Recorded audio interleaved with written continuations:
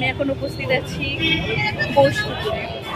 তো চলো বোসপুকুরের পুজো পরিক্রমা কেমন, কতটা কি কমপ্লিট সেটা দেখাবো প্যান্ডেলটা।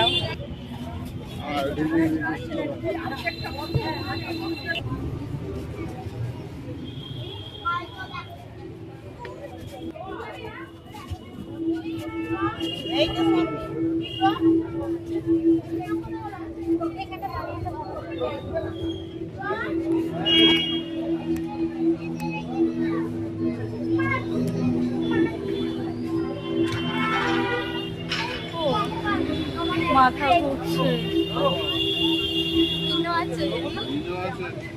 থেমে যাচ্ছে মিমির পকেটে।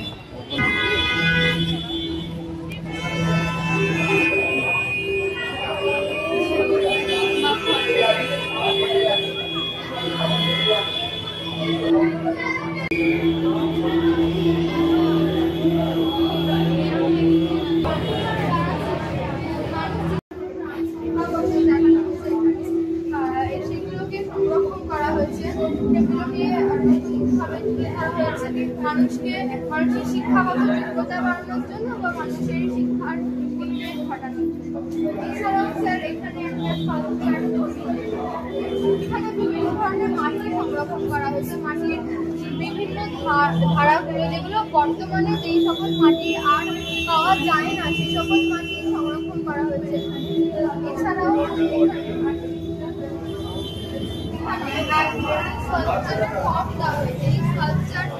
এখানে তুলে ধরার একটাই কারণ, সেটা হলো মানুষ দ্বারা সৃষ্ট।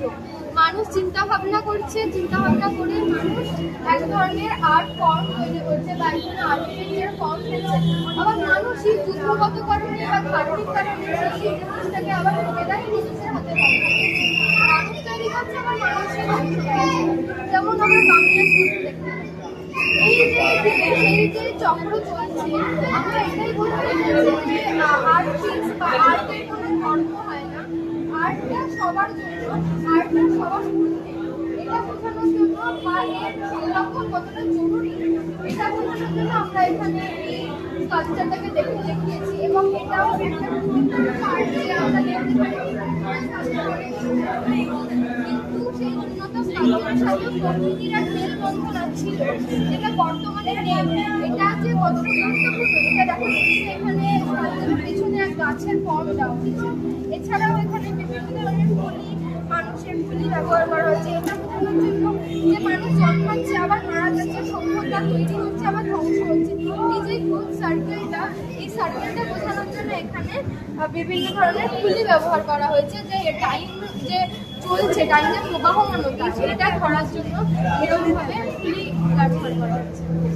এছাড়াও যদি দেখেন ধানের বীজকে সংরক্ষণ করে রাখতে পারি, তাহলে আমরা এই ধানের বীজ দিয়ে নতুন করে উৎপাদন করতে পারবো।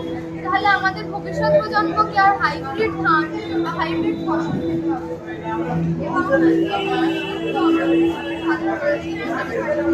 খাদ্য বা ফুলের একটা গুরুত্বপূর্ণ পার্ট, এই পার্টটা করার চেষ্টা করা হচ্ছে সেটা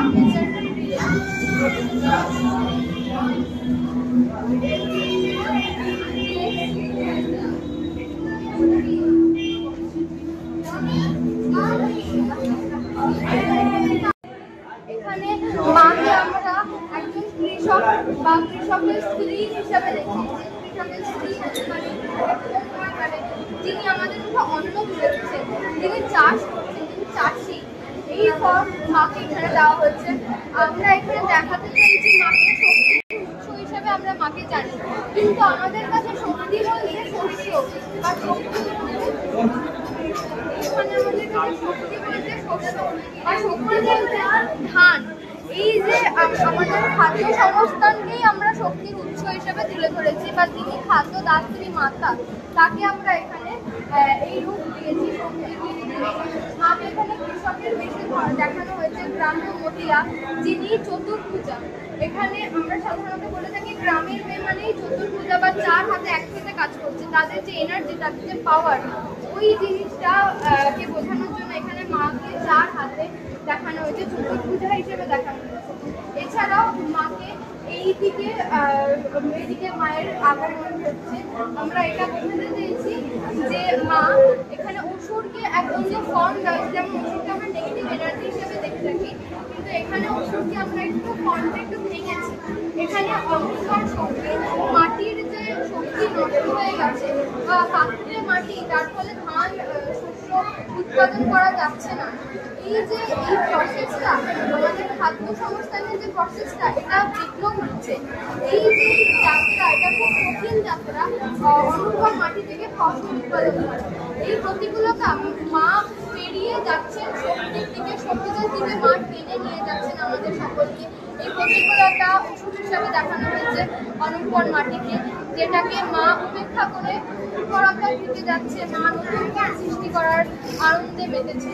এখানে মা সবুজের দিকে আগমন করতে মায়ের সৃষ্টির আগমন করছে, এবং পেছনে নানা ধরনের খুলি ব্যবহার করা হয়েছে। এটাই ইঙ্গিত করার জন্য যে একটা সভ্যতার যে পরিবর্তন, এই পরিবর্তন আসছে, যে সময়কালটা মানুষ জন্মাচ্ছে এবং মারা যাচ্ছে, এই যে খুব সময়টা, এটা বোঝানোর জন্য মাথার খুলি ব্যবহার করা হয়েছে।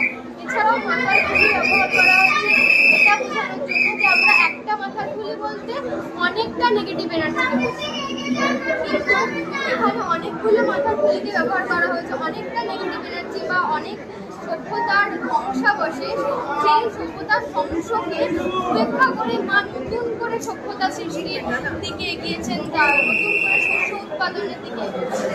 এই যে